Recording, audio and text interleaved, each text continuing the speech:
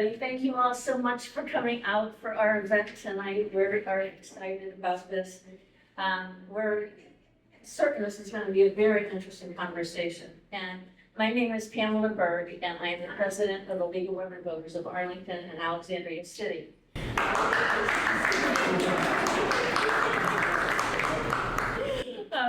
Our league is hosting this event this evening along with the Arlington County Library, which regrettably cannot be here tonight. So they send their regrets. This is another partnership with our library, another education event. So stay tuned, more will be coming. We are so pleased and immensely thankful to have both Mark Schwartz and Jim Parajon with us this evening. Thank you both so much for your this generous opportunity to hear your perspectives. So I'm going to introduce our panel for this evening, and I'm going to start with Jim Parajon. We are joined by the Alexandria City Manager, Jim Parajon. He brings 30 years of experience in planning, local government, and public administration with leadership roles spanning both the public and private sectors. Before coming to Alexandria in 2022, he served in several senior leadership positions in Arlington, Texas, not Richmond, including deputy city manager, where he oversaw a wide variety of city operations and strategic initiatives. He's also been recognized nationally within the planning profession, including being inducted into the College of Fellows of the American Institute of Certified Planners.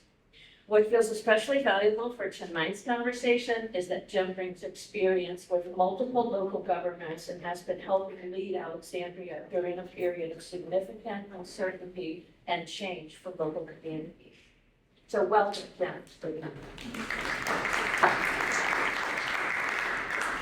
We also are joined by Arlington County Manager Mark Schwartz.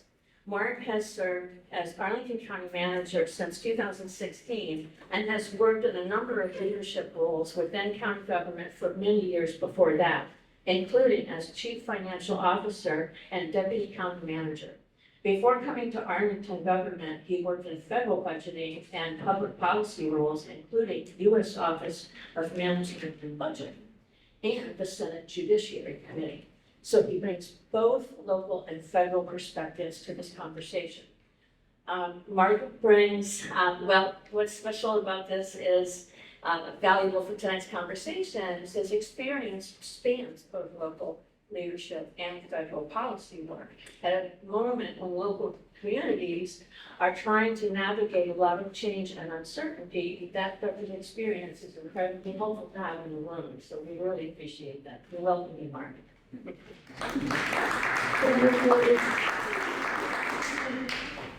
And finally, tonight's conversation will be moderated by Anna Weber, a longtime league member and community leader here in Arlington. Anna has served the league in a number of roles over the years, including membership chair, and currently leads our Vote 411 voter information efforts. Professionally, she's worked in environment policy and climate adaptation. She also serves our community through her work at Arlington Central Library and as an Arlington election officer. Anna has been recognized as one of Northern Virginia's 40 under 40 honorees for her leadership and community impact. Beyond all of that, she brings a thoughtful, grounded presence to civic conversations, and I'm really grateful that she agreed to moderate tonight's conversation. I also want to take a minute to thank Laura Blessing and Connie Potter for organizing this terrific event, and I also want to thank Michael Osborne, who will be recording tonight's event. So over to you, Anna. Thank you. Thanks, Pam. All right. Hi, everyone. Thank you again for coming. We are going to start with some warm-up questions for our guests here before we move into audience Q&A. A quick disclaimer, I am an Arlington County employee, which means technically Mark is my boss, but I am here tonight solely in my personal capacity as a member of the League of Women Voters.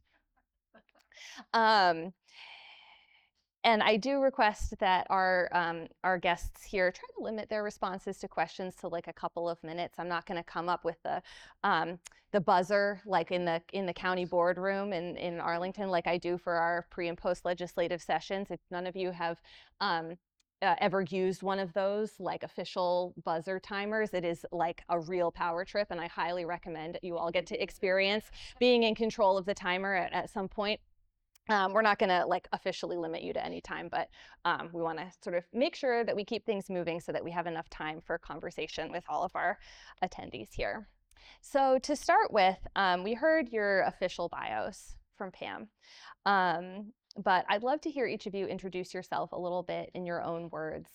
Your background, how did you come to work in local government? I don't know about you, but I've never met a small child who's told me when they grow up, they really want to be a city manager.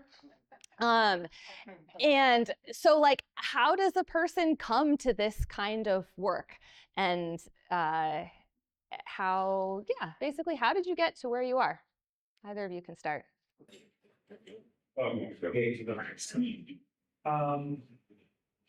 And I would like to confirm that when I was 5 or 6 years old, I didn't even know what kind of job it is. It's funny because someone asked me that question last week, and the first time the thought that would cross my mind was when I was in high school up in Massachusetts. Go Nick! It was the Great Blizzard of '78. And I, at the time, one of my hobbies was a ham radio operator. So I like volunteered with our local civil defense. That just showed you how old I am. Going around and sort of like working a bus and helping some senior citizens. And there were these people there. They were from like the town government. And I said, whoa, they're like going around and helping people. I said, that's nice. You get paid to do that? That seemed really neat. And I sort of like sublimated that for a while. And then really didn't give it a lot of thought until I was in law school and hated it a lot. Figuring I needed a way out of there, but giving more thought to it when I actually became a resident of the county, which was 40 years ago. And I made the mistake that a lot of people in this room made, which is I just in my spare time volunteered to do some civic work. I was on a committee appointed by the county board. It was fiscal affairs. I didn't really have any background in fiscal matters. But I really got invested in the community. My daughters were born here, grew up here, and I had a lot of complaints about the way the government was run. Not that it was a bad thing, but I saw things that I wanted to improve. So I said, if I really get in that position, I'm going to do it. And my professional journey took me to a place where I was at the federal government, having some modest impact. And some of you who work for the federal government know you have to work really hard to have a very modest impact, but it can be pretty broad. And then comparing that to what you can do at the local level, where you can have a fairly wide impact, but in sort of smaller geographical area. And so I just grew to love community. And I really was just lucky to take my financial experience and be able to come and work at the county. And it really was luck that I ended up at this job. And some people, I'm not joking when I say I was really in the right place at the right time, because I have no training whatsoever in formal public policy or planning what Jim does. I just sort of came up through the ranks and was lucky. So, and I'm thrilled to do it. But it was never my lifelong dream, but it's something serving the community certainly was. That's a great answer. Mine's not as articulate. I never wanted to be the city manager. I wanted to be a county manager. I had always a desire to be in sports, frankly. And if you'll know, I'm not 6'5" or 6'6", I'm 5'11", and love sports, still do that. But that was really my childhood dream, was to do those things. Having said that, though, when I was in high school, every summer I worked in construction in Pittsburgh and saw how things were being built, how things were developed, the challenges of change of things such as steel mills and those things, coal mines and all that, and really started looking at what the physical environment and the social environment would, how they can work together or not work together. And really kind of led me to drive towards, wanting to be a professional planner That's really what my background has been in for years. Really trying to, what should the future of a city be that can actually help and benefit the people who live in that city? And I was fortunate.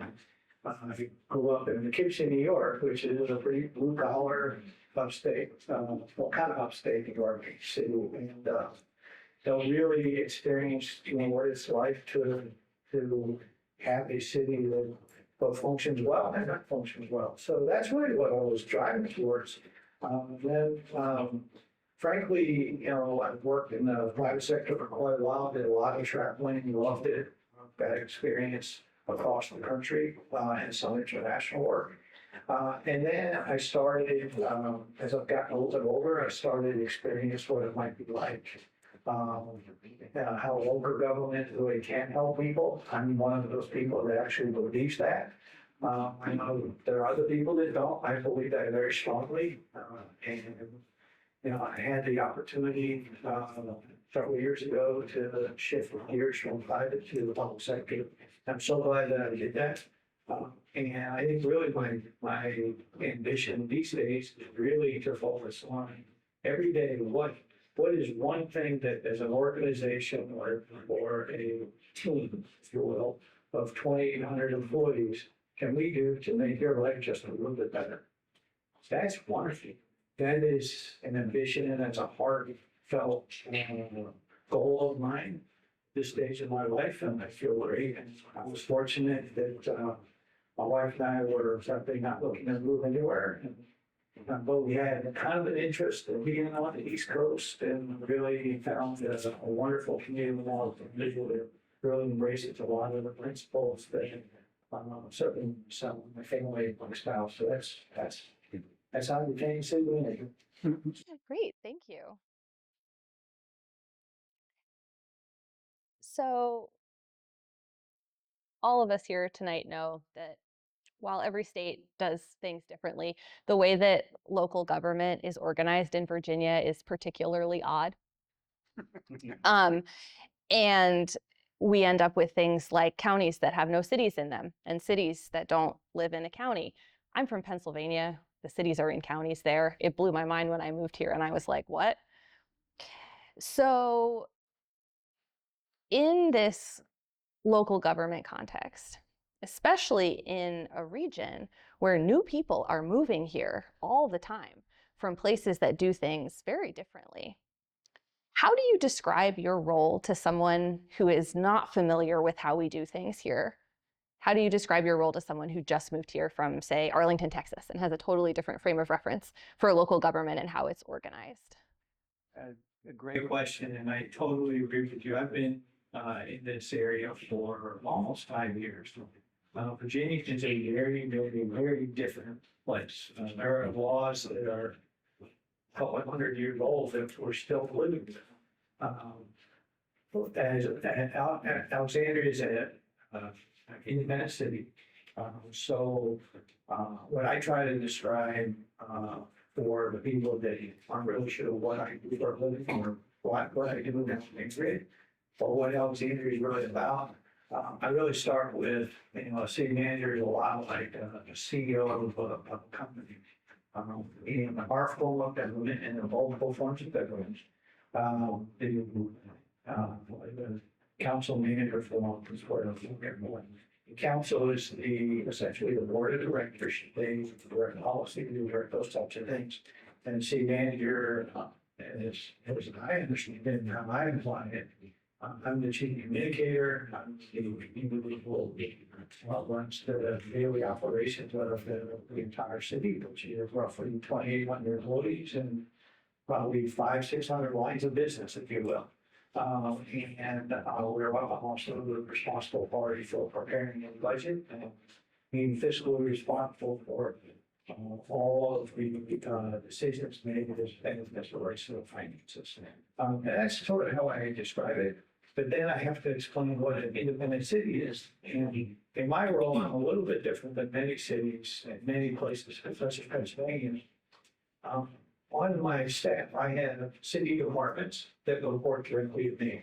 I also have constitutional officers that are elected that do not report to me. They are elected by the residents. So collaboration is different, and partnership is different than maybe direction sometimes. And then we also have departments that are typically state or county in other states, the health department. We have a health department in Alexandria that is not a state department.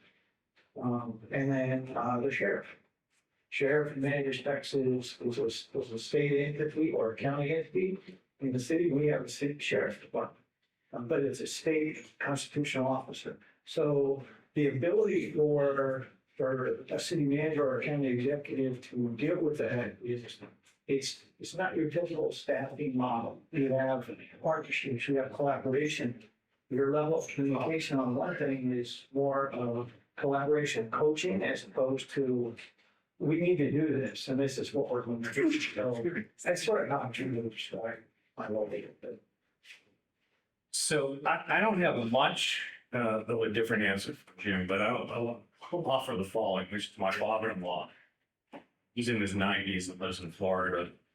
Proudly goes around and tells everybody where he lives at this assisted living facility. I am the mayor of Arlington. And I tried to explain to him, I said, no, you have that all wrong. So I tried to lay out what our structure is and how we don't have a mayor. We have a 5-member board. And then I'm essentially just what, like Jim said, I'm the chief executive, and then he goes, oh, okay, so you're the mayor. I've known him for 45 years, and it hasn't really sunk in. But yeah, I mean, I have pretty much exactly what Jim said. We have constitutionally elected officials that we have to work with. Much like Jim, I get to hire my department heads. Okay, that's my responsibility. It's not the responsibility of the board. The board is purely a legislative body in Arlington County. Now that means that they get to make the laws and lay out the policies. And my job is to go ahead and execute them. And I've said this to county board members, but I think it's actually really important. This is what I learned a lot when I was at the Office of Management and Budget. And I say it's going to sound funny, but it's not really meant to be fun. My job is to give as many options possible to the 5 members of our legislative body so they can make the wrong decisions. It's not my decisions, okay? I lay out the best information I can. I'll give them a recommendation if they want it, but it's really incumbent upon them to make the decision. Because a lot of times, if you listen to a lot of people who talk, or you go on and read some of the blogs where people say, Schwartz is running the county. Schwartz is doing this. Schwartz is doing that. And I just have to tell you, that's just not true. I mean, I do run what happens on the administrative side, and that line between what is policy for the legislature as opposed to executive. That's a challenge we have all the time. But if 3 members of the county board told me literally to paint the right side of my face purple, I would do it. Okay, that's just the way it works. And I know Jim has the same situation, even though he has a mayor. He can explain how that fits in. Just, I don't understand that. But we're also going through a conversation with Ruby about our form of government. And there's a whole bunch of proposals out there that could potentially make changes to that. But Arlington County is actually the only county in Virginia that has the county manager plan form of government. Okay, it's covered by its own provision in the state code. And it was created in 1932. The voters approved it without a mayor. So there's a lot of conversation now about potential changes to that. Those changes could involve having a permanently elected chair, increasing the size of the board. But none of those changes that have been laid out fundamentally alter this balance between an executive and a legislature. There's no mayor foreseen that. So, and it is a little bit crazy. I just wanted to add, and I know Jim's going to agree with this. It's crazy here. Maryland, they are so screwed up the way they fund things. Every 4 years, a new group comes in, they fire all the senior staff. We are crazy, but we're not as crazy as other people in the region.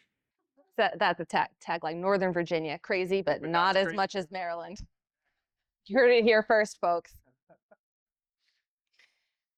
So these differences aside, Arlington and Alexandria are obviously very close, not just geographically, but historically, culturally, socially, right, in many, many different ways, to the point where we literally used to be part of the same jurisdiction at various points in the past. How does this relationship inform the way that you collaborate across the city and county border? How do you collaborate with each other and with the other local governments, even the crazy ones, in the region on issues that affect all of us? So I'll take that. I mean, first of all, I know Mark, probably the first week I was able to come to this area. Mark invited me for breakfast. And since then, I think we've not just become good colleagues, but we're close friends. What that means though isn't just the opportunity for personal great relationship. It's really about tapping into amazing expertise and knowledge base that's in this region, including with the gentleman sitting next to me, so that we can actually solve regional problems. So a great example of that was the challenge that Ron or Metro, whichever you want to call it, has had financially. Another one is how we handle homeland security issues and how we share opportunities for not just intelligence, but actual training and other things. And another great example is, and by the way, this is somewhat unique to this region.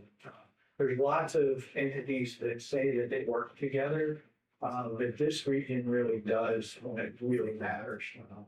And we also have very strong mutual aid agreements. For instance, if some of my firefighters are on call and can't fight a fire that's in a close proximity, it's very likely that Arlington firefighters are going to be helping, and vice versa. It is so important to the region that we operate collaboratively and effectively together. And I see this here more than I've seen it in the 5 other states that I've worked in.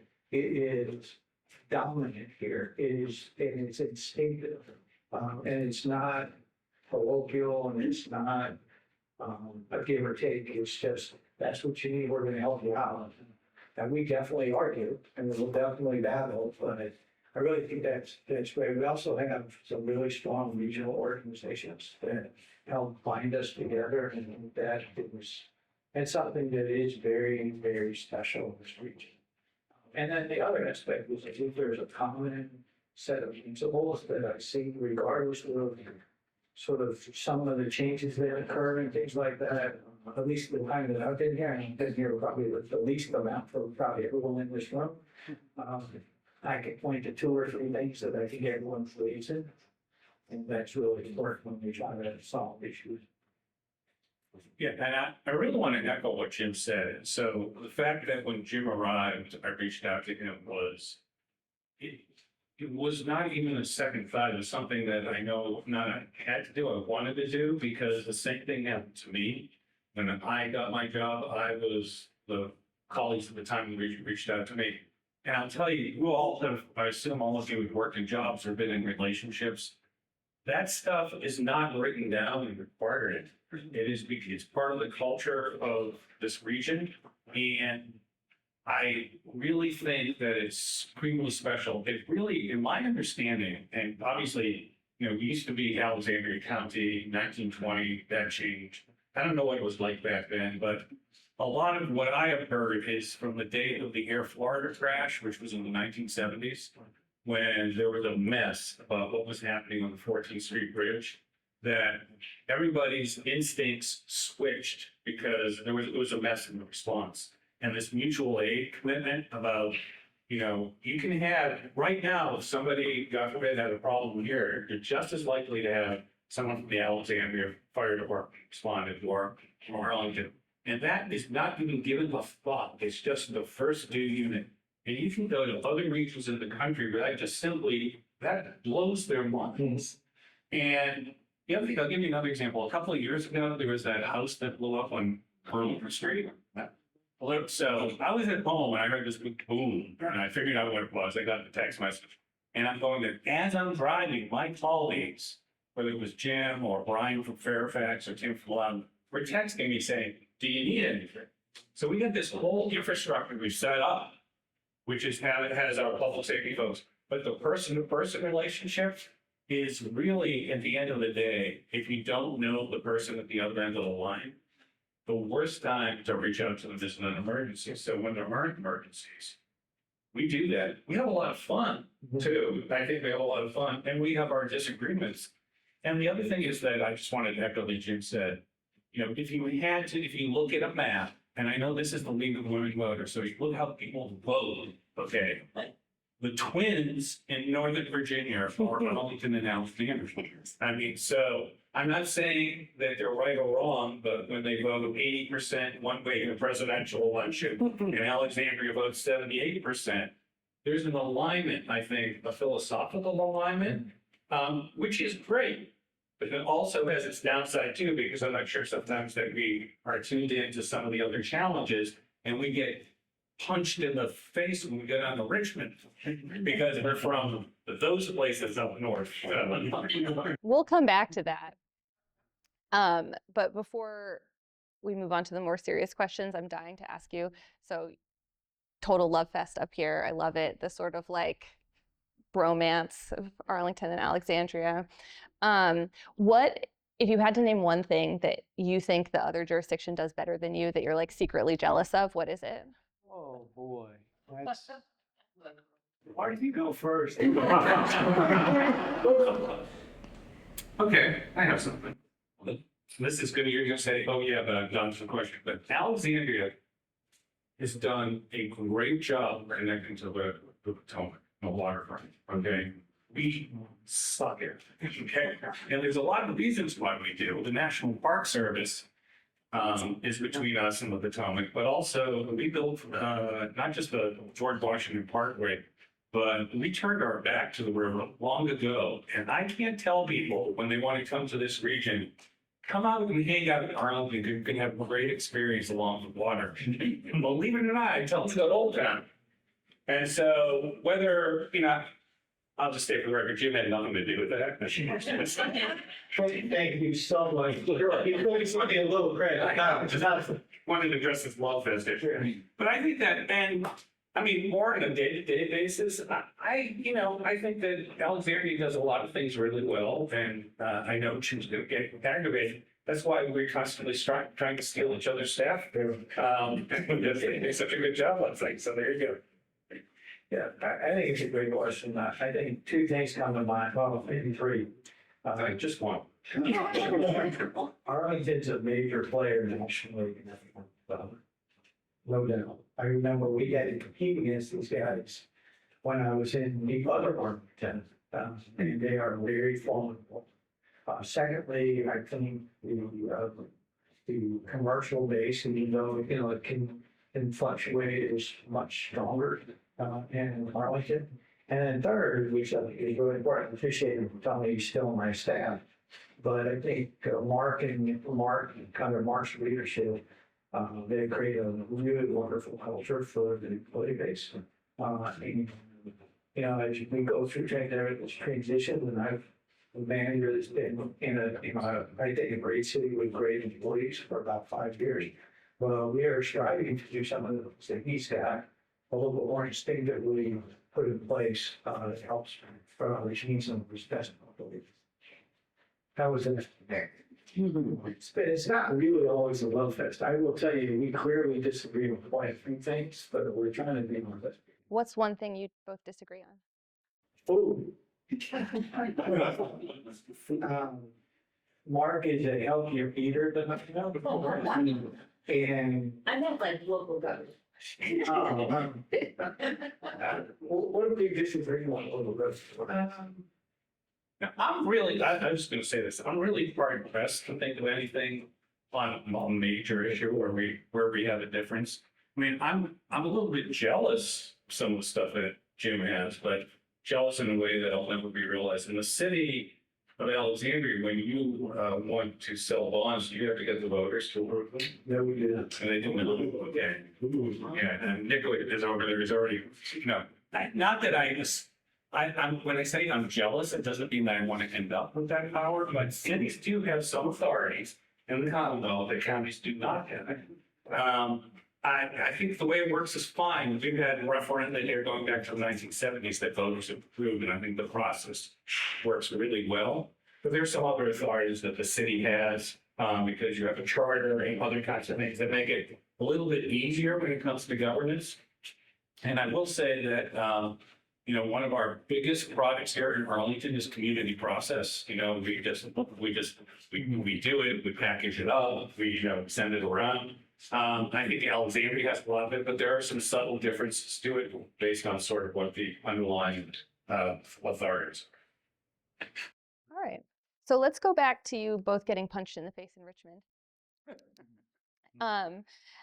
Obviously, there have been a lot of changes over the past several years at both the state government level and, of course, the federal government level. So moving beyond your local work here, how do you work with the state and federal governments? And how has that changed or evolved in recent years? Wow. In just a couple of minutes, if you can. So let me tackle the state and Mark, if you want to tackle the book. So, I love to read the hard. I think at the state level, we have a strong set of delegates that represent Alexandria. We try to spend a lot of time communicating 4 sessions to discuss the types of things, the types of interests that the community has. We also use our elected officials who are very effective in having some of those conversations and discussing those things. So that's one way to do it. But I would also say that the punch in the face point, there's really 2 points that I would love people to fully be aware of. In Northern Virginia, there's 2 major things that I see that it could make his budget and my budget immensely better and better for you. One is on the school funding. The formal funds are very, very stupid and unfair. That's not a debate, that's factual. And that's something that can get rectified, but it has to be rectified in the state. The second one is this past year, and it's consistent across the board, City of Alexandria pays $40 million for non-city staff. Those state physicians, constitutional officers. We only get $11 million from the state in terms of reimbursement. So there's a $30 million subsidy we get. That's why we are struggling on budgets, even though we are strong fiscally, and there's a lot of great things that happen. Those are 2 very specific things that if the state stepped up and did differently, even at a small level, would make a gigantic difference to Northern Virginia. While we're representing these 2, there's several others, Northern Virginia communities. So, and then we'll deal with the Fed. I think it's really important because this conversation, for some reason, I've lived here for 40 years. The conversation hasn't really been crystallized the way Jim just did. I included it in my proposed budget, and I don't really assume a lot of people read all the things. This was the first year we added a summary of how much financial assistance we provide to state organizations like the sheriff, the Commonwealth's attorney, the commissioner of the revenue, treasurer. It is multiple millions of dollars. Okay, I'm not at all aggravated that we'll provide this assistance because in order to get qualified staff to work as sheriff's deputies in Arlington County, we need to pay them more than they get paid in Botetourt County. I mean, it's just the way it is. But if you would go to Richmond and they have a map up there, I think their map is like every county is exactly the same. That is the way they view the world. And I think they have intentionally and forcefully altered reality in the way they look at the map of Virginia. They have decided that we, quote, are rich and well off and don't need anything. And therefore, we should be treated the same way as everybody else. So, repeating what Jim said, when we send all this money down to Richmond, okay, and we only get back 30 cents on the dollar, they are happy to take it, okay? That in the last few years, when we have been struggling commercially with what's happened, because we got hit over the head by the federal government over the last year and a half, and that's not so much our delegation. Richmond's nowhere to be seen.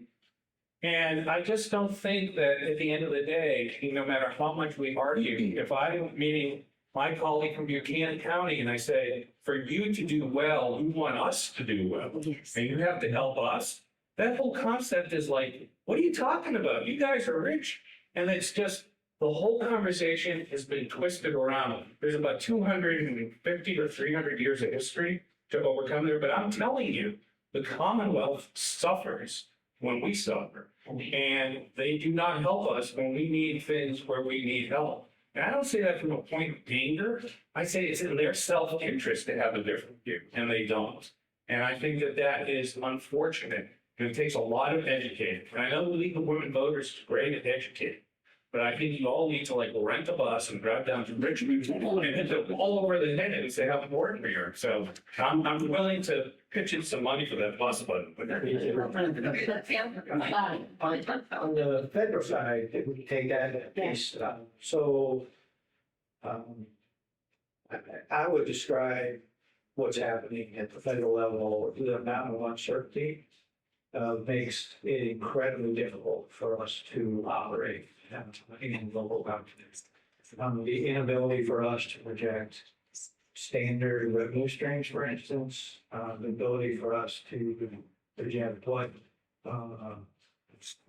laws might change or what positions might change. Again, I'm not talking politics necessarily. What I'm really talking about is the ability to have a stable understanding of how to operate. And so for the city of Alexandria, for instance, the last two budgets, I put $1 million in basically a reserve fund to cover some of the uncertainty that could occur at the last minute if a federal policy or a federal decision changes, then we just can't, we don't have enough lead time to adjust quickly, so that $1 million will not go very far, but we've done that. The other thing that we've done is some of the decision-making that occurs, we've got to kind of hedge our bet. The conversation about tariffs, I can tell you that, every day we're building something in our city. And that has a material effect on whether a project actually starts, a project stalls, or a project escalates in terms of cost that causes us not to be able to do something we had hoped to do. And that doesn't, and again, I'm not suggesting that those changes happen all the time. It's just the ability to digest the change and the level at which we can do it is really important as for someone in our shoes, and that is really, and that's a difficult dynamic right now. And it's probably been more so this last year or two than I've seen in my lifetime, and I've been here on the earth for a while, so I've seen a lot of different changes, and it's not a political question necessarily, it's really about how we manage some of that. Talking about like managing through the uncertainty, which Jim just mentioned, when I worked in the U.S. Senate, some of my best work colleagues were Republicans. I worked for Democrat. When I worked at the Office of Management and Budget, I worked under a Democratic and Republican president, both. Okay. And so it has never been a partisan issue for me, but I can't state this strongly enough. The challenges of working with the federal government over the last year and a half, leaving aside the president, because I'm not going to comment on him, there has been a gutting of institutional expertise. And I want to be very clear about what that means for us. We used to rely on this organization called CISO, which is a cybersecurity agency in the federal government. Right now, I'm just telling you, and I've said this publicly, we do not use them for our cybersecurity. We do not trust them. We've gone to the private sector to contract your tax dollars to the tune of $350,000 every year now go to a private company to provide us cybersecurity, whereas before we used to rely on the federal government. And I know a lot of federal employees who lived in Arlington who got fired from their jobs. I don't know if they were Democrats or Republicans. I just knew they had deep expertise in what they were doing, and they were thrown on the ash heap. And for us, our relationship with the federal government is especially noticeable, and I know Jim agrees with us when it comes into the area of homeland security and federal emergency management. I mean, FEMA has been gutted. And it's like when there's an emergency, if a hurricane comes up to Chesapeake and goes right over Alexandria and Arlington, The last people we're gonna call is gonna be FEMA, okay? Because we don't know when they're gonna show up and what they're gonna do. We've had to change the way we approach things. We'll adjust. Jim's a smart guy. The people who work for him are really smart. I've got smart people working for me. But nobody should underestimate the degree to which that has been a profound change. And I don't care who the next president is or the next 3 presidents are. That expertise has been, it's gone. And I said this thumbing your nose at competence is just, it's for me and what the tradition I've been raised in. And again, remember where I said I worked for Republicans and Democrats, it's unfathomable to me. And you know, the losers are going to be the public. And I hate to say it, but they're gaps. So other than that, I'm just fine. Just to build on Mark said, just 30 seconds. So in Alexandria, while we actually gained some federal employees, we lost a tremendous, lost more affiliated private sector federal contractors than any city, any county in the state by far. And that has a material effect on everything from philanthropy to the level of food security services that we provide, to workforce services, job training, all those types of things. That if that happened over a decade, you can manage through that, and it's more of a cycle like we've had in years and years. We do that in a 2-month period, 3-month period. I'm sorry, that's just a bad policy decision. I know we're not supposed to go too far on politics, but that's just a bad policy decision. I say that to that. If I made that decision, you just don't, if you want to make some adjustments, and we both cut staff, by the way, just to be blunt, we both had to do that this year. But there's a way to do that, and there's a pace at which you can do it effectively so that the community still is able to manage that. And I think that is a massive problem along with the talent loss that we have. And that talent loss has had to relocate in many cases, and they just decided to become entrepreneurs. Another sort of that discussion, well, we're all going to become entrepreneurs because we have great talent. The problem was, you know, this is a difficult, expensive place to live. You lose the job. Sometimes you have to move. And I think we saw that in certainly in our 2 jurisdictions. Sorry, just wanted to share that. Absolutely, thank you. So before we open up to the floor for Q&A, I have one last question, which is looking ahead, say the next year in Arlington and in Alexandria, what's one thing that you're excited about that's going on in your jurisdiction, and what's one thing that keeps you up at night worrying? Well, I've said this so many times, it's not even funny. What keeps me up at night is I go to the bathroom. I want to keep everybody's head. Alice, was that too much? No comment. I have to be honest with you. That question means what worries me the most.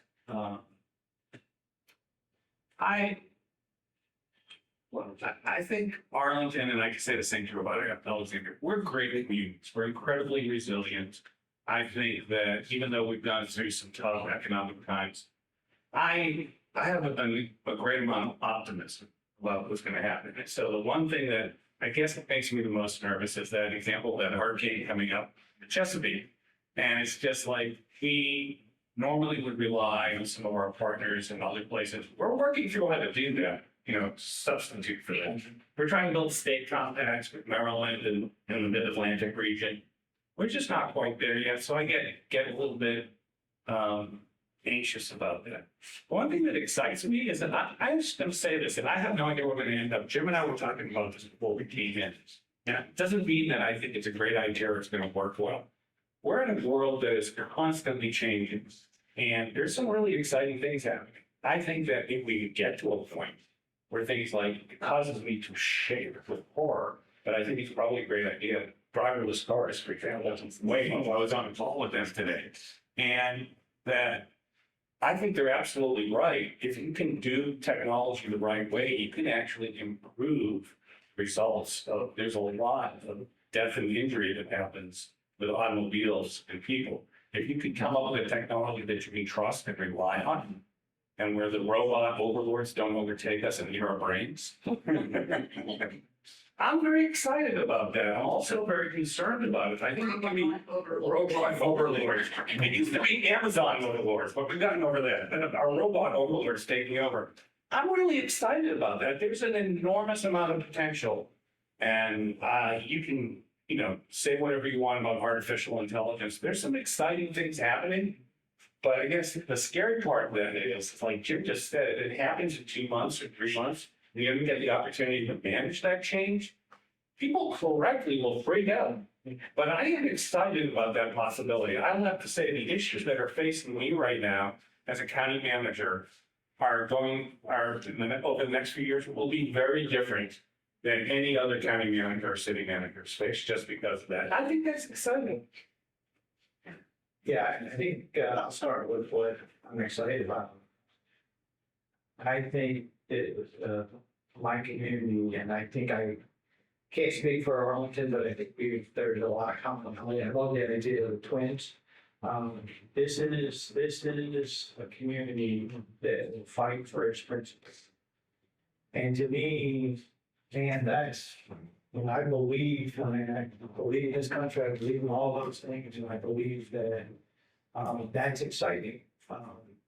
When we have change or some of the challenges, that also represents opportunity. I see some of the best spirit that I've ever seen in my lifetime come to fruition by some of this. So I'm really super excited about that. And a lot of it's going to be from our young people, which is when you have a 30-year-old and a 27-year-old, 28-year-old, she's sing with my little birthday and happy birthday. To me, that's what really excites me. And Mark said, technology change. I mean, this reminds me, I'm old enough to remember when we didn't have the internet. And when that happened, all that uncertainty and scariness, the next thing you know, it's instinctive to us. Some of you probably remember you didn't have cell phones, you didn't have computers. And I'm not trying to date myself. My point is there's an evolution of change that's happening, and you can see it with machine learning and AI. But it's not just that, it's about the use of how those things make your life a little bit better. But it's also scary because it's happening more rapidly, I think, than you're able to digest right now. So when you go to things that keep me both up at night, as well as what Mark said earlier, I am someone to what really excites me. And I mentioned the young people, but I will also say some of my strongest, passionate people in Alexandria, some people that are in closer to my generation. And I am so proud of that because we've lived through have to fight for certain things. And that to me is so embracing. I mean, I feel like, wow, I remember this when I was a kid, we're doing it. It's sort of a momentum that you can feel, and it sort of picks you up a little bit. What he says, what you agree with. Well, thank you both. We're going to turn it over to everybody else for your questions. Do we get to pick who can ask us the questions? I'm kidding. That's up to Pam. I'm kidding. Okay. We have some more time for questions. And Anna, thank you so much. Where's the first question? All right, Lisa. Hi, just to let you know, I was 14 years living in Alexandria, 4 years in Arlington, great communities. Come on, which is the best? Well, I can do math. She said 14, Mark. Yeah, but where are you living now? What was that? Where are you living now? Arlington. Okay, thank you, Sean. And I worked for Arlington, and I'm the health director at Alexandria. My question is about collaboration in the National Capital Region, moving across the river, through COG or whatever. how are things going? You made one mention about working with Maryland, but we are the DMV, and, you know, we have to recognize that we have to work with them. Yeah. I'll take a shot at that. I mean, so, and not that you need to know this, but we get together every month, sort of the chief administrative officers. We include our colleague from DC in that.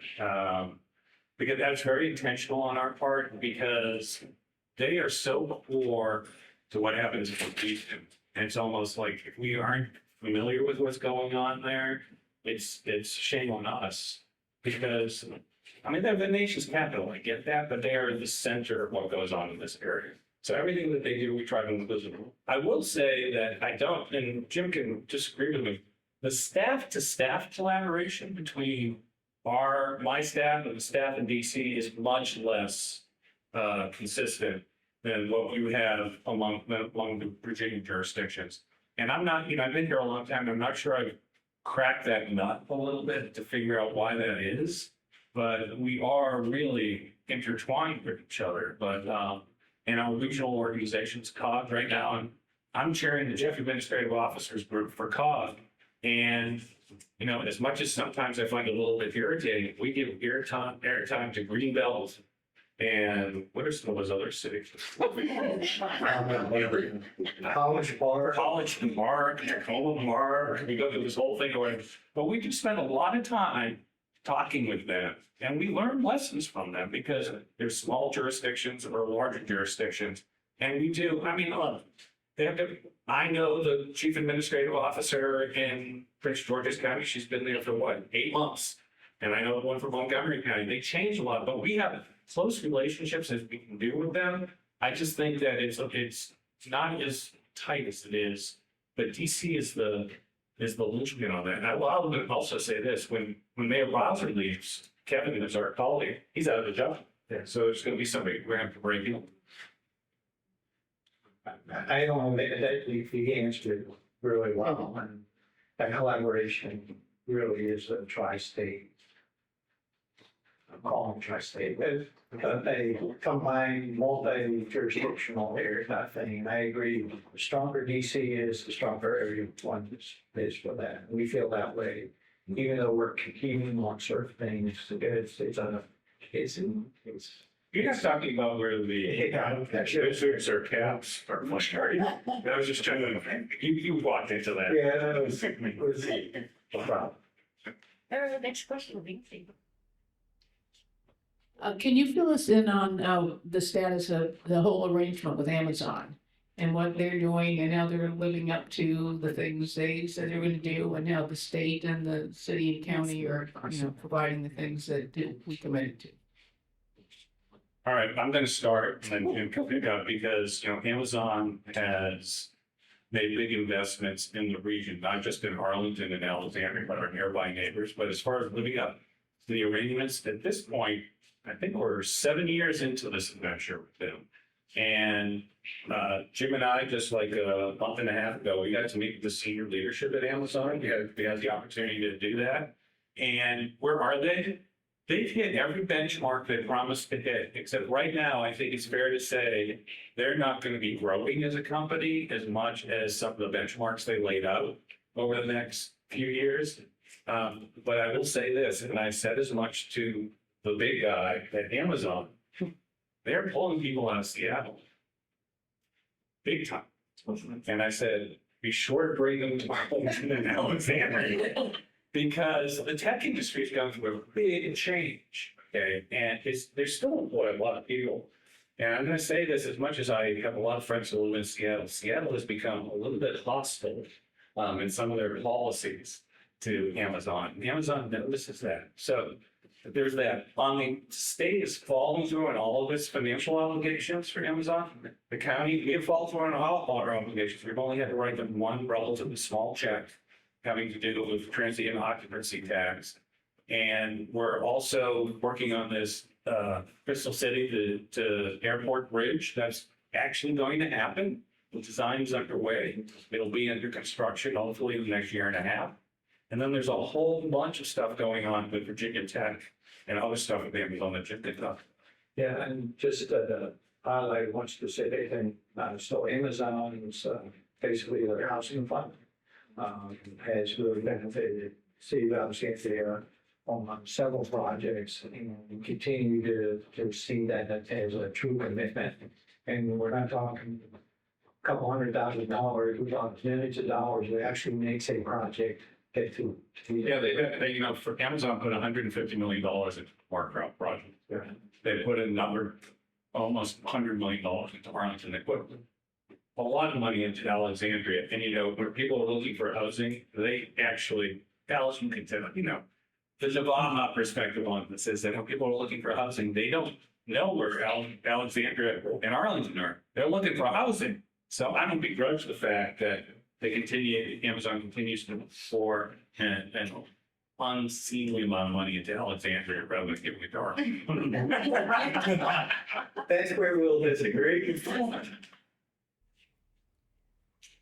I don't know how to ask this question. There's a couple of them, but what are the things that people like the League of Women Voters or other organizations can do in terms of research and providing you information to advocate for certain things that maybe the league is focusing on? Like everybody talks about affordable housing, food, education. I'm surprised about the education one.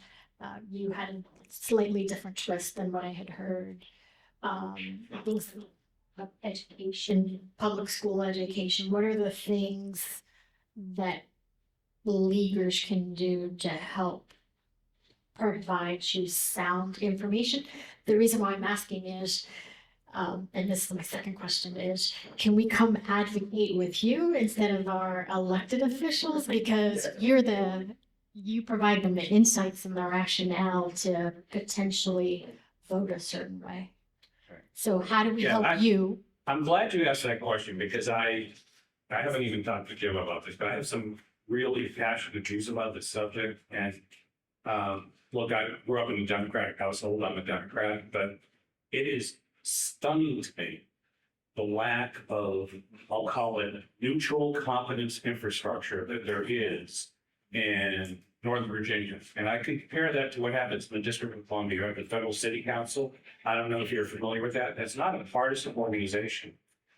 They occupy the space that I can believe the women voters occupies to a certain degree, which is that your goal is to educate and then offer views, not from a partisan perspective, but from a nonpartisan perspective.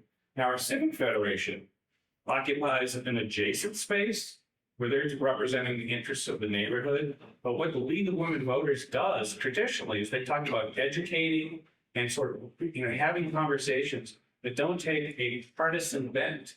And so as much as, and believe me, I love all my bosses, they're all Democrats. There's so much energy and time that goes into the election process about, can I get on the county board? Can I do this? Can I do that? There isn't, it's real surprising to me, the lack of sort of like neutral competence that people refer to. And I know the League of Women Voters, that has been your charter for so many years. And I think that I would love it if I lived in a community where this room was filled up with hundreds of people for a monthly meeting. As opposed to, I don't know how many you have, but I know if you go to the Arlington County Democratic Party, it's filled up with hundreds of people. And that's okay because they need to advocate for that. But I think it would be better if the thing flipped around a little bit. And I don't want this to be reported as I hate the Democratic Party or the Republican Party. I don't, that's not my point. But I'm just surprised that there isn't more of what we need, which is, you've got like people with black belts in bureaucracy around here that could lay out some options and some choices that aren't going to be like the Democratic choice, the liberal choice, the NIMBY choice, the GIMBY choice. It's like the neutral competence of like what the policy options are. So I appreciate you asking that question. I didn't plant you in the audience. No, I'm asking. I'll give you an example. There's a focus on affordable housing. I've spun it a little different way, and I'm trying to advocate with my leaders also, is people in their homes, especially in condominiums that are so badly damaged. But yes, I want to help the homeless, but I also want to keep people in their homes.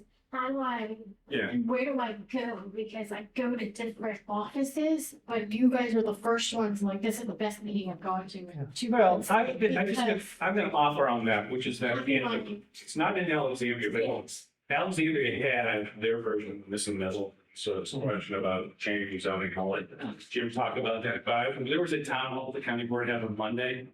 About 20 people stood up. By the way, Alice was the best. You have to go back and it was phenomenal. I had to made it hard for me to keep a straight face.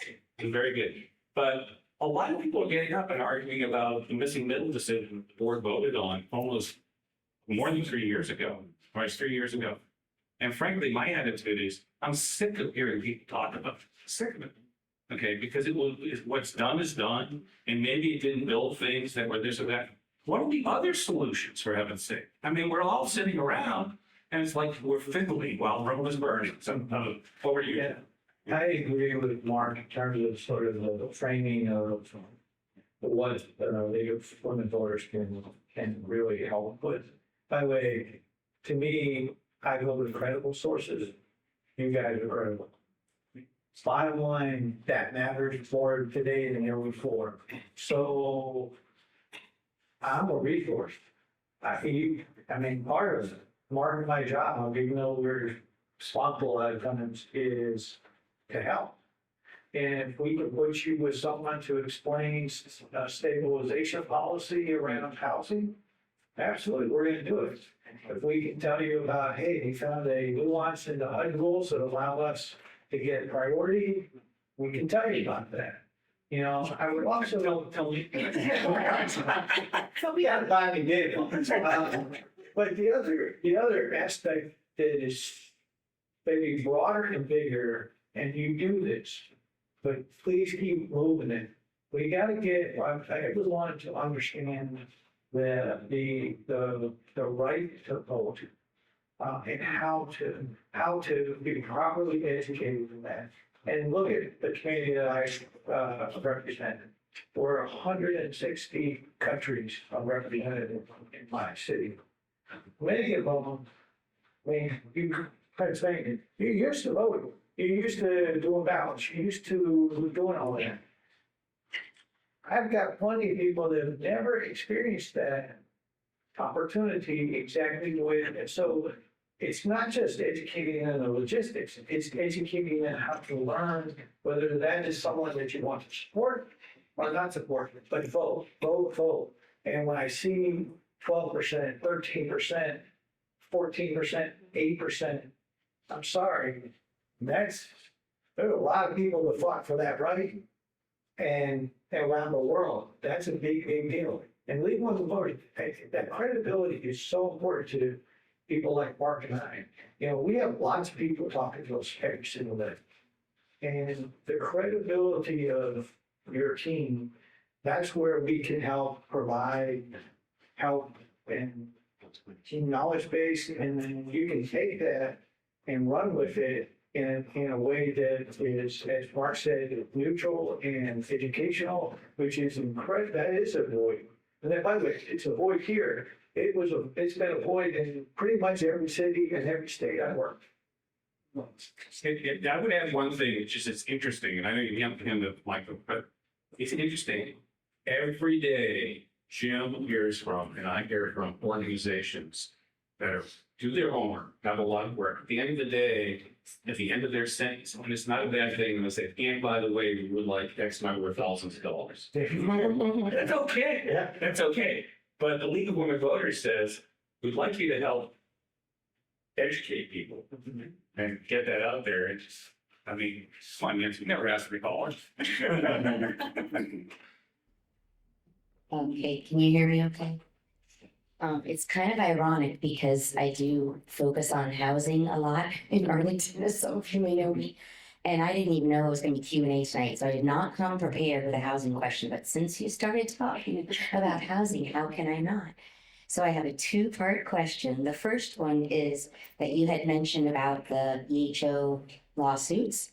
So I think it might be helpful for us to know where the two different lawsuits stand right now, where you are in that process of appeal or done. And then I have another one. So we have defended our zoning for housing, multiple cases, and one every time. Cases been slam dunks. Those continue to be appealed. I think there is perhaps one more appeal. And I think I'm very confident that with measured approach and the analytics that we use to come up with the policies, that we well defended. Keep in mind, I'm a professional planner by trade, so I'm pretty comfortable with saying that I think it was well put together. And I expect us to eventually be successful through all the portions, but thus far, we've won every single one of those. As far as on the legal front, I'm a lawyer by training, and I even find my brain's blown by trying to keep up with all the procedural twists and turns. There was some sort of argument in front of the state Supreme Court about a procedural issue that had to do with interveners who were blah, blah, blah, blah, blah. And frankly, I mean, I sort of like doze off at the end of the day. But just like what Jim said, at every point where the ordinance is in effect, if people come in and they apply, we take those in, we look at them, consistent with the ordinance, and we're processing them. And so it's a live ordinance, and that's where things stand. I think it's gonna end up getting reversed by the judicial system. So far, what I've seen, probably not, but I long ago gave up trying to predict, but yeah, we've been just as successful. Thank you. I just want to clarify. So does Alexandria have one in place where it's working now? Or are you waiting for this appeal to? No, we've put a series, our zoning for housing in a series of actions. We put the first phase totally in place. So building is happening then, or? Oh, yeah. We have, And there's on our city webpage, I should know this. If you go onto our city webpage and type in zoning for housing, you'll see some level of sort of dashboard, if you will, that will describe what actions have been taken based on the ordinances or the rule changes or the code changes that have happened. And you'll see, for instance, ADU, accessory dwelling units and things like that. We actually calculate how many have been built since that was done. thank you so much. So my other quick question was another idea of the twinning, that affordability is so huge in these exceptional communities, right? We're victims of our own success, really. And so many people at such, income levels cannot remain here.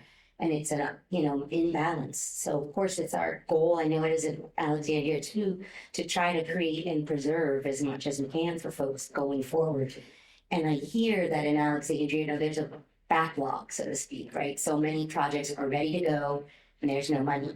And I don't know, we wouldn't necessarily say backlog on the Arlington side, but we're not funding it nearly like a quarter of what we need to be doing. And so projects that would be happening quickly, they're not exactly ready, but they're starting to look other places to develop because they can't, rely on the funding here. So I was just curious, like you both have communities that need it. You both have communities with staff that can do it and professionals in the community who are excellent. So it's like everything's there except the money tree, right? Like that's how I look at it. And so I guess my question is what, do you see any shift? Like, do you see hope for that to change in each of the communities? Yeah, I mean, we're doing we love to do plans. We're doing housing 2040 update right now. And some of the newer tools that we're looking at, one is we've not typically used tax abatements for deeply affordable projects. We just did one about a year ago. It increased basically 378 units of affordability in an area based on and the use of the tax assessment. It was the way to do it because we didn't have, with our bonding, we don't have the capacity to do a big bond yet. But one thing I did want to say, while things feel like there's a lot of pipeline, which is correct. That's what we call it a pipeline. Yeah. In the last year, over 1,600 affordable units were created in the city of Alexandria. That's all. 1,600. And that's just, you know, if you told me it was a couple hundred, I would have said that was pretty, that's 1,600. That's a real number. I just, but it requires a high level of attention. Keep in mind, we also use a portion of our tax goes directly to affordable housing. So that was a priority of the city council, and then the elected body makes that policy decision in the years to come. Thank you. So Alice, I'm going to answer, I heard two questions, so I'm going to answer the one Jim just answered, which is, we did a slide, I know you all watch county board work sessions religiously, you have them on a loop at your house, so you probably know what I'm talking. But on March 19th, we used a slide that showed we had somewhere between $450, $500 million of housing need over the next 10 years. I'm talking about bricks and mortar. I'm not talking about, because we have a whole bunch of projects that came with 30-year affordability on them, and 30 years ends. And so everyone's talking about building new things. We have this, I don't mean this that way. We have legacy projects that are going to need to be refinanced. And some of them, if you've never paid attention to what's happening in Columbia Pike with Serrano, some of them, they're not in good shape. And they need to be invested in, or else they will become habitable. And I'm just going to tell you, the answer is we need to put more money into it. Okay. And as clever as I might be, and I'm not all that clever, it's going to take more money. And, as much as people talk about it, we've done not the world's worst job, but we've done almost nothing when it comes to workforce housing. It doesn't exist in the county. And there's a reason for that. It's because we haven't invested the money here. Now, I've said that, which is that I sat through the EHO, the missing middle hearings, and person after person came up and said, I support affordable housing. I want to go on the record and say I support it. It's just this particular ordinance I don't support. Okay, now, did I believe everybody when they said that? Not everybody.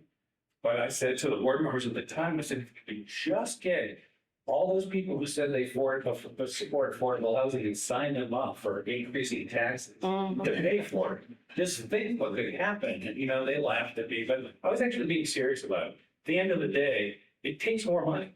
And Jim's budget is like my budget. It's like, I got money falling out of the skies. And that's going to have to come through taxes or revamping our tax system, which is, as I said before, a tax system that the House of Burgesses loves. We'll get to do something about it. The other part of your question, which is I'm going to help Jim here a little bit because it predates his arrival. There are actually, in my tenure, 10 years, the first 5 years I was county manager, we had 2 joint sessions with the city council. The first one, they had this city crier. Do you still do that? The guy comes in and goes, oy, oy, oy. Where I was, it was like, oy vey, oy vey. And it was like, it was just a bit confusing for me. But they had the city council and the county board get together in a room. And the last one we did was after Amazon came, talked about how we needed to partner on housing solutions. Okay, now having said that, that meeting took place 6 years ago. And I'm not picking on my board because it's hard enough for us to get our act together internally. But as I said, regional solutions, regional funding solutions, if we could ever get there, Jim and I don't have the time. But I'm sure if we sat down and we didn't have anything else to do, we could work on that. But part of your question was sort of regionally giving thought to that. It is such a great idea. And I'm just going to, we don't have the time, but we should be doing something. Thank you for that. More questions? We still have some more time. Yes. You touched on this right at the beginning. We have 2 practitioners of local government, one city, one county. And ever since I've moved to Virginia, I've always wondered in terms of what the advantage is. Is it more of an advantage to be a city or an advantage to be a county? I'll give you an example. When I lived in Fairfax County, the state took care of the roads, which is a big deal in Alexandria. The city takes care of the road. So just throw it out there and ask if you just sort of talk about that a little bit.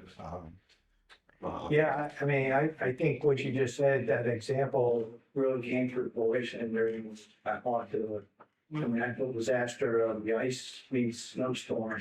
Where the city of Alexandria, we were responsible for every street, every sidewalk.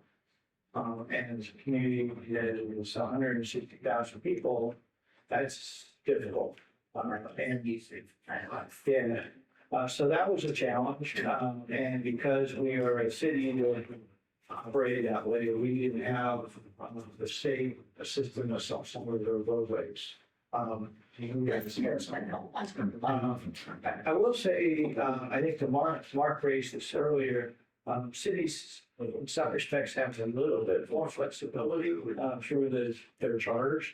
Our charter is a very limited charter, which should be much shorter, smaller than that. But it does give us a little bit of more flexibility in some areas that I don't think only the Mark and County have. I'm not sure, I wouldn't say there's like strong differences or I just don't see. To introduce, just so Jim may not know this, like Arlington County and Henrico County are the only two counties in Virginia that maintain their own roads. So in Fairfax County, VDOT did all the plowing. Now, having said that, VDOT's responsible for state roads. And so whenever someone comes and says, what about Glebe Road? I go, well, that's a state road. I'm bothering about that. Or part of Washington Boulevard, that's a state responsibility, but we're responsible for all the streets in the county. That was an intentional decision made on our part many, many years ago. We get money back from the state for a road mile. And, I love VDOT, but they can be on a good day, they're impossible to deal with. And so a lot of people come to us along Langston Boulevard and said, for example, the county should take Langston Boulevard, like what we did with Columbia Pike, and take it back to the state. I have some real problems with that for a lot of reasons. And one is that state has done no stormwater infrastructure on any of its roads. If we take it over, we'll be paying so much more money to take care of it. It's a bad deal financially for us.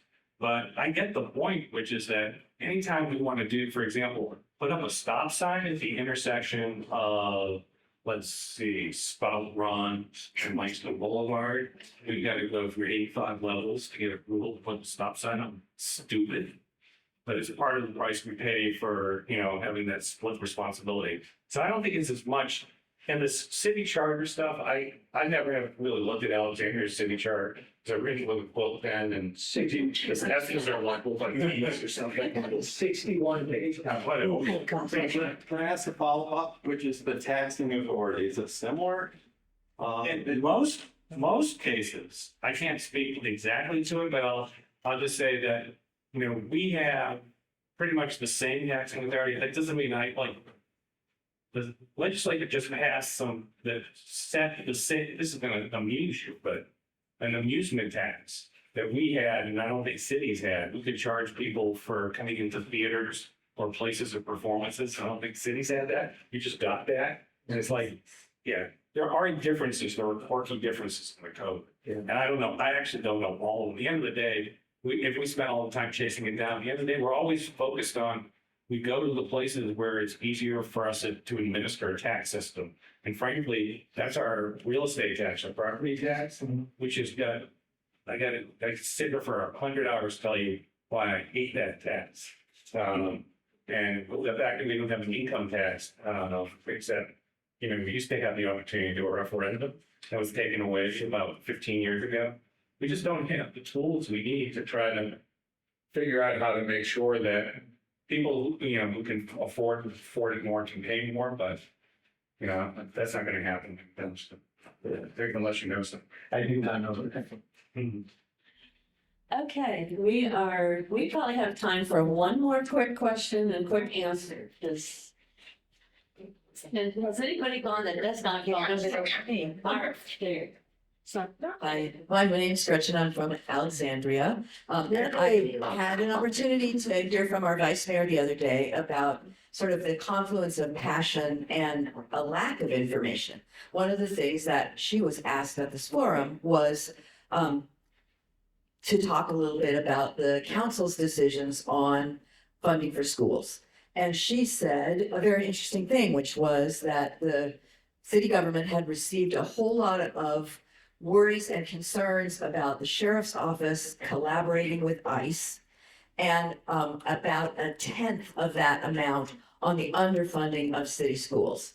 And I kind of want to talk a little bit about this idea of passion, which of course was executed in how much we heard about ICE, and the problem of disseminating information about how exactly we should be asking the state to change the funding for the schools. Because we supplement in a huge amount the amount that are spent on our schools, but people locally do not understand where the money comes from and why it is that our 160 nations that are represented in our schools place an undue burden on those schools. So what is the best way for the city to collaborate with the city council and organizations like the League to provide information to citizens about what to ask for? I would love to go to the state legislature and say, hey, we'd like more money.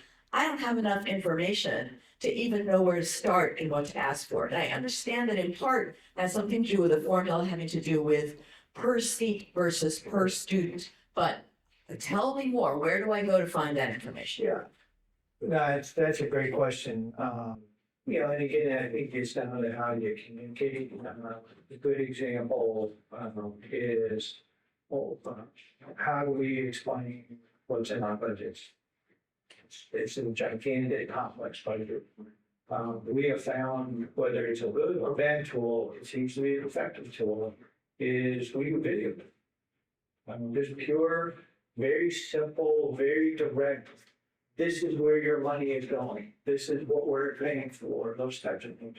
I think the same thing on the school funding. You can get wrapped around the actual around here with school funding formulas as well as acronyms. Right? This is an area that's about that. I think it really gets down to trying to just crystallize the explanation of what we're really talking about. And I think you can distill that very easily, but the way I think we need to communicate to the folks that have to make decisions on that type of funding is it has to be early. It can't be during sessions. It can't be during those things. It has to be, okay, you know, but let's explain what it means to us, how you are doing what you are doing. Some of the best things, best help when I put together and make decisions about proposing budgets is when someone can explain tangibly how what I'm thinking is going to affect you, either positive or negatively. I think that's sort of the secret sauce of how to do this, because the formula fund makes no sense. So don't even worry about it being a formula fund. The state funds school in Alexandria using this understanding. That is not the correct understanding. If the state had funded City of Alexandria schools using logic, saying that 160 communities, 40 or 30% of the students English as second language, which means what? Which means that there's a different level of extra education, extra help needed, which means we need more instructors. That's why the formula or the money that you're providing to us that could be the same in other areas because you use the same approach doesn't work for us. And here's what we recommend you do. I think that is a valuable thing. Unfortunately, it requires time, it requires commitment. And it requires credibility too, by the way. The city and the school district, school system, our lobbyists come together, we coordinate, if we look at our legislative act, and we're ready to move those things, and we push that hard, but it requires a commitment on the part of the state to want to do it. And sometimes to create a want, you've got to really explain how it affects you. That is meaningful, I think, what we have to do. Well, if I can come back on that, that passion that's easy to harness around, why is our sheriff collaborating with ICE? It's hard to get that one sentence about why our school funding isn't working. So we need to kind of somewhere figure out how to make it more of a hot button issue. And I'm in our schools with first graders doing tutoring and with 6th, 7th, and 8th graders doing mentoring. And these kids, they need more help than we're able to deliver. So I'm starting to feel very passionate about it, but I also have deep ignorance. So trying to resolve that. Thank you. Okay, we are gonna come to a close now because we have to leave this facility by 9 o'clock. I'm gonna tell you. I have the keys. It's okay. Never mind. Before somebody. No. Some of it's or just get the keys. No, actually. You are smart. This is a really delightful conversation, really Are you gonna different. have us back? I think that we should. We will put in Alexandria. And I love what you said about the league, thank you. And I have the civic commitment also. I think that there's a lot more that can be done on the civic level and people realizing that their local government is really where they live and stuff happens there. So I want to thank you so much for coming. You'll get more in. Great. And Anna, thank you so much for moderating. Anna works for the Arlington County Public Library. Yes. Right. The best library system in the country. Coworkers who used to work at Alexandria. By the way, if you are a resident of Alexandria, you have borrowing privileges in Arlington, and Arlington residents, and vice versa, you can borrow from Alexandria. So if you are frustrated with the wait times on ebooks, Alexandria has a great collection of ebooks, and I want you all to sign up and steal those books away from you. It's just really It's wrong. Oh, that's true. We also borrow from Fairfax Town. That's true, yeah. Oh, yeah, nothing can forget, yeah. Well, thank you all so much for coming out, and we are done for this evening. So then, thank you, Michael, and your team.